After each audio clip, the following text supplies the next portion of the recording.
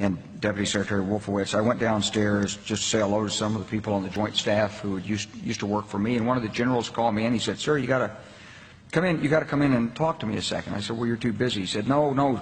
He says, "We've made the decision. We're going to war with Iraq." This was on or about the 20th of September.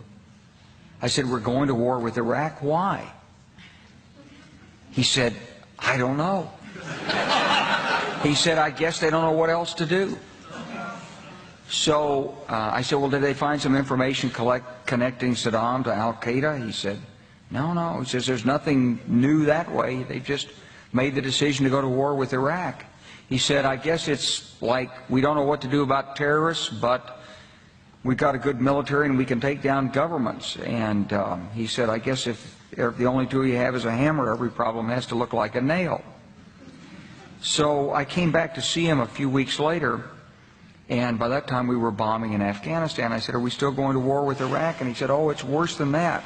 He said, he reached over on his desk, he picked up a piece of paper, he said, I just got this down from upstairs," meaning the Secretary of Defense's office today, and he said, "This is a memo that describes how we're going to take out 7 countries in 5 years, starting with Iraq and then Syria, Lebanon, Libya, Somalia, Sudan, and finishing off Iran." The truth is about the Middle East is, had there been no oil there, it would be like Africa.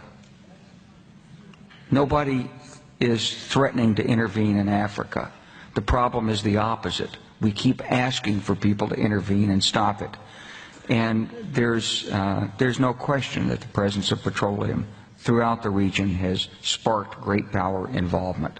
Whether that was the specific motivation for the coup or not, I can't tell you, but there's always been this attitude that somehow we could intervene and use force in the region.